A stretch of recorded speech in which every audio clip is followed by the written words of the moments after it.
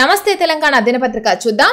శుక్రవారం షేక్పేట రోడ్ షోలో జనవాహినికి అభివాదం చేస్తోన్న కేటీఆర్ జూబ్లీహిల్స్ బీఆర్ఎస్ అభ్యర్థి మాగంటి సునీత గోపీనాథ్. ఇక్కడ చిత్రంలో చూడొచ్చు. నేడు నమస్తే తెలంగాణ వార్తాపత్రికలో మనకు ప్రధానంగా కనిపిస్తున్నటువంటి వార్త, గ్యారంటీలు ఇయ్యకుంటే గల్లాపట్టి నిలదీస్తాం. జూబ్లీహిల్స్ లో కాంగ్రెస్ ను ఓడగొడితేనే హామీలు అమలైతాయి. 420 హామీలిచ్చి అందరినీ కాంగ్రెస్ మోసం చేసింది. 2 ఏళ్ల పాలనలో ఒక్కరికైనా మంచి జరిగిందా? ఇందిరమ్మ రాజ్యం అంటే పేదల ఇండ్లు కూలగొట్టుడా? మోసం చేసిన దోకేబాజ్ కాంగ్రెస్ కు బుద్ధి చెప్పాలి. షేక్పేట రోడ్ షోలో బీఆర్ఎస్ వర్కింగ్ ప్రెసిడెంట్ కేటీఆర్ వెల్లడి. బీఆర్ఎస్ ను భారీ మెజార్టీతో గెలిపించాలి. ఏ కష్టం వచ్చినా గోపన్న మీ అందరికీ ఎల్లవేళలా అందుబాటులో అండగా ఉండేవారు. దురదృష్టవశాత్తు అనారోగ్యంతో ఆయన మనకు దూరం అవ్వడం బాధాకరం.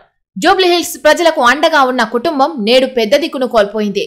ఇలాంటి సమయంలో మీరంతా ఆ కుటుంబానికి అండగా ఉండి మాగంటి సునీత గోపీనాథ్ను ఆశీర్వదించాలి, అఖండ మెజార్టీతో గెలిపించాలి అంటూ ఇక్కడ ప్రచారంలో కేటీఆర్ వెల్లడించినట్టుగా ఇక్కడ వార్త చూడొచ్చు.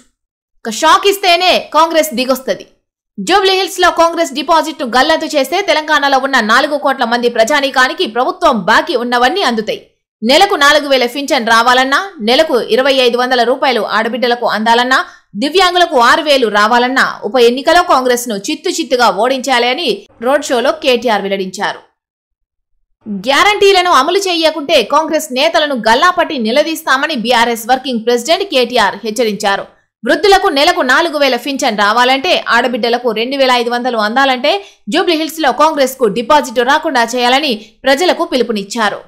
జూబ్లీహిల్స్ లో గులాబీ ప్రభంజనం అంటూ ఇక్కడ వార్త చూడొచ్చు. కేటీఆర్ రోడ్ షోకి తరలి వచ్చినటువంటి ప్రజానీకం.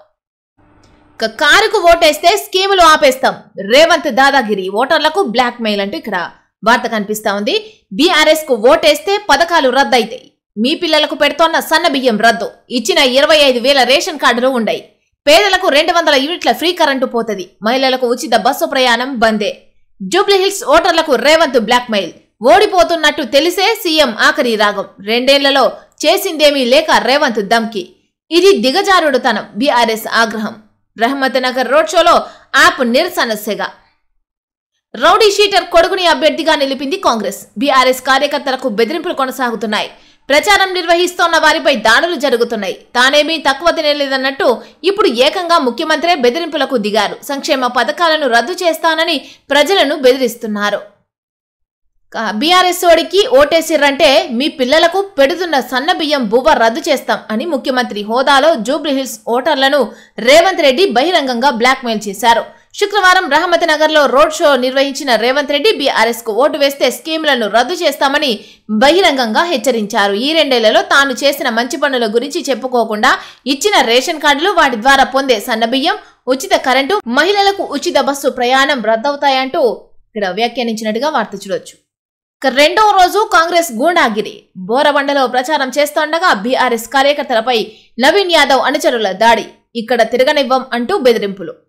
ఇక బీసీలకు అవమానం అంటే ఇక్కడ మరో ప్రధాన వార్త చూడొచ్చు. రిజర్వేషన్ల కోసం ఓయూలో ధర్మదీక్ష, టెంట్ కు అనుమతించని పోలీసుల ఓవర్ యాక్షన్ తో మంత్రి, విప్, బీసీ నేతల ఆవేదన.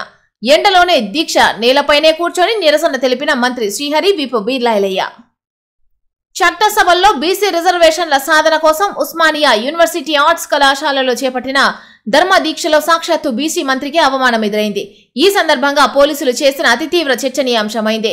మంత్రి అనే కనీస గౌరవం లేకుండా పోలీసులు వ్యవహరించిన తీరుపై మంత్రి వాకిటి శ్రీహరి ఆవేదనకు గురయ్యారు. ఓయూ జేఏసీ ఆధ్వర్యంలో శుక్రవారం ఆర్ట్స్ కళాశాల ఆవరణలో ధర్మదీక్ష కార్యక్రమాన్ని నిర్వహించారు. పోలీసుల తీరుకు నిరసనగా నేలపైనే కూర్చున్న మంత్రి వాకిటి శ్రీహరి నేతలు. హైడ్రా రంగనాథ్ హైకోర్టుకు రండి అంటే ఇక్కడ మరో వార్త చూడొచ్చు. హైడ్రా కమిషనర్ కు న్యాయస్థానం సమన్లు. వ్యక్తిగతంగా హాజరు కావాలంటూ ఆదేశం. కోర్టు ధిక్కరణ పిటిషన్ పై ఉత్తర్వులు జారీ.